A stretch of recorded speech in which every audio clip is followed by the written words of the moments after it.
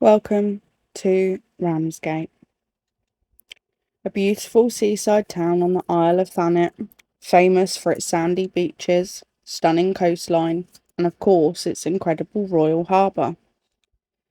In fact, Ramsgate is home to the only Royal Harbour in the United Kingdom.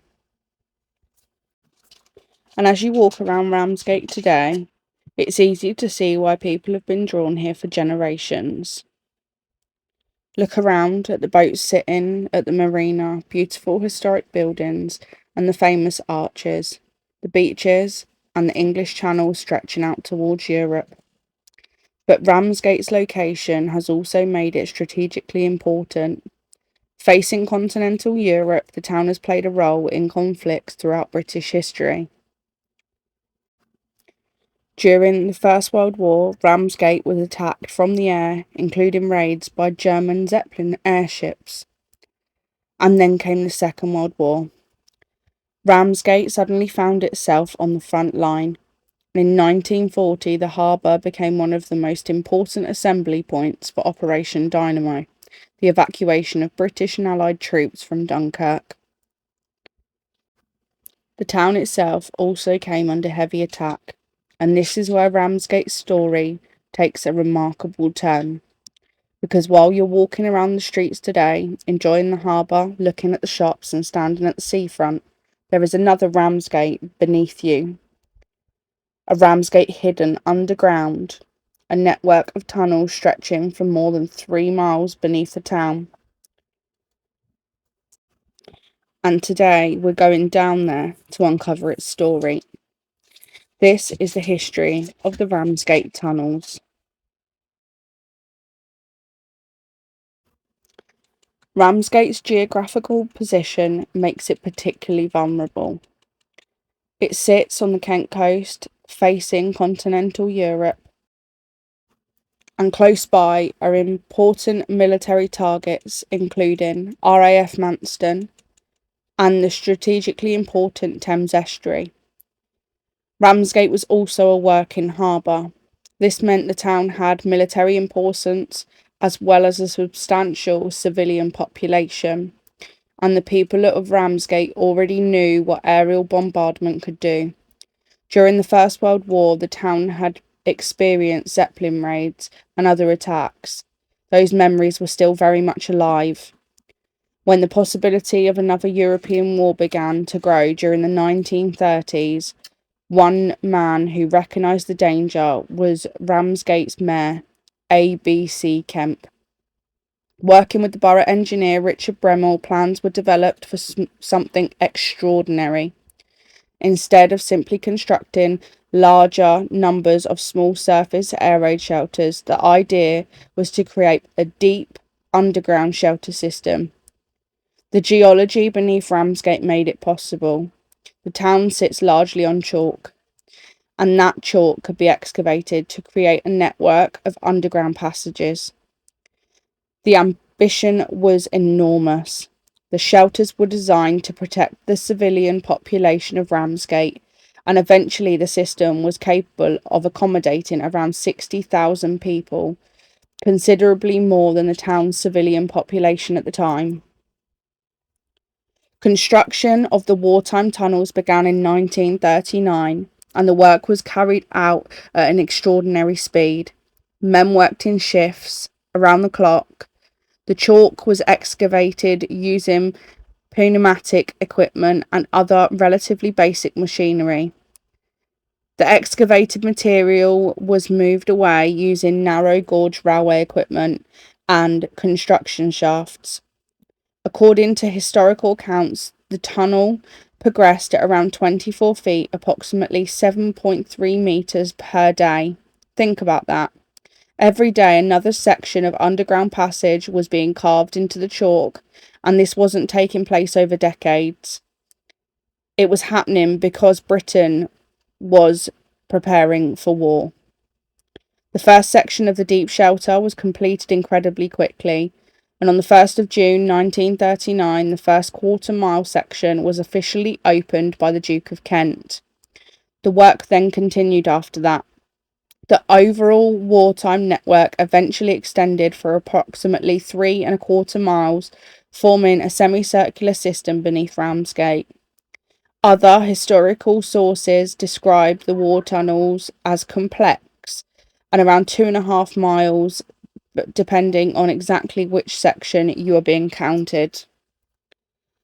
But whichever the measurement is used, the scale is extraordinary. This wasn't simply a few underground passages, it was an underground town. And on the 3rd of September 1939, Britain declared war on Nazi Germany. Ramsgate was now a frontline coastal town. The tunnels were no longer built simply as an engineering project. They were now potentially a matter of life and death. The entrances of the tunnels were designed with protection from blast in mind. Much of the tunnel system was largely unlined because the chalk was stable. Reinforced concrete was concentrated particularly around entrances and vulnerable sections. The tunnels were also constructed with a slight gradient. This helped with drainage and ventilation. And because the passages were underground and deep beneath the town, they offered something surface shelters could not provide to the same degree: depth. And then came one of the darkest days in Ramsgate's history. On the 24th of August 1940, German aircraft attacked the town. Around 500 high explosives were dropped in the raid, lasting less than 5 minutes. The destruction was enormous. Around 1,200 homes were destroyed or damaged, and hundreds of people were left homeless. But beneath the town, thousands of people were sheltered in the tunnels. The deep shelters had been built for exactly that moment, and they saved lives. Historical records are given casualties from that particular bombardment as 29 civilians and 2 service personnel, with around 50 injured. Considering the scale of the bombarding, the number of people protected underground was remarkable. The tunnels had become a shield beneath Ramsgate. But there was another consequence. People had lost their homes, and some of those people had nowhere else to go. So they simply stayed within the shelter and began living there. Imagine spending a night underground. Now imagine spending weeks, then months. The tunnels developed into what was become known as a tunnel town. People created makeshift living spaces. Families slept underground. There were canteens, first aid facilities, entertainment, shops and other services, even an underground hospital facility. And at its height, the tunnels were simply somewhere people went to get away when the sirens sounded. For some residents, they became home. By the end of 1940, historical accounts records hundreds of people living underground, with the Ramsgate Tunnels organisation recording 957 residents by that point. The conditions were basic. Light had to be provided. Sanitation was a major issue. Chemical toilets were also used. Families attempted to create some sort of privacy and normality within the cramped spaces. People brought down personal possessions from their homes. They tried to carry on with ordinary life while bombs were falling overhead. Schooling and normal childhood life were severely disrupted.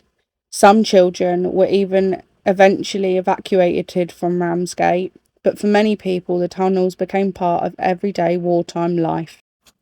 Even Winston Churchill visited the Ramsgate tunnels, and on the 28th of August 1940, just days after a devastating bombardment raid, he came to inspect the damage and to see the situation for himself. But during his visit, the air raid warning sounded.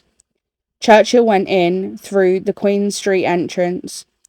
It is a well-known story associated with the visit that Churchill, a famous cigar smoker, was told that smoking was not permitted inside the tunnels.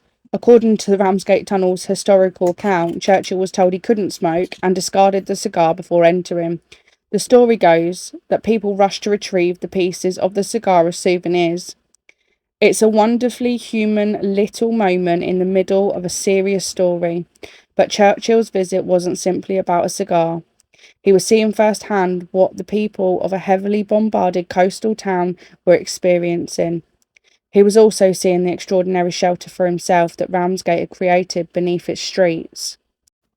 Eventually, the war began to turn, and in 1944, the threat of invasion had receded. By 1945, Nazi Germany was collapsing, and on May the 8th, 1945, Britain celebrated victory in Europe. The tunnels had served their purpose. But what happens to an underground city when the war ends? Slowly, people return to their homes. The tunnels and shelters were no longer needed in the same way. Many sections were closed and eventually sealed, but the story of the tunnels wasn't quite over. The tunnels were briefly used for a visitors' attraction, and the railway reopened in 1946, but as visitors declined, in 1945 the railway was once again closed. This wartime history still lives on underneath Ramsgate today. And today the tunnels are no longer forgotten about underground shelter. Parts of the network have been restored and are opening to visitors. The tunnel was reopened officially in 2014 following restoration work supporting the heritage funding. If you want to visit the Ramsgate tunnels for yourself, we will include them in the description. And that brings us to the end of another South Coast adventure. From the streets of Ramsgate to the tunnels hidden beneath our feet, we've uncovered a piece of history that many people walk straight over without even knowing it's there.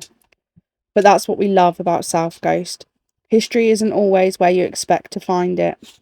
So have you been to Ramsgate? Did you know what was hiding beneath your feet? Let us know in the comments. And if you've enjoyed this explore, make sure you like, follow and subscribe to South Coast for more hidden history, forgotten places, urban exploration, and the stories hiding all around us. Until next time, keep exploring, keep questioning, and remember, you never know what's hiding just beneath your feet. See you on the next one.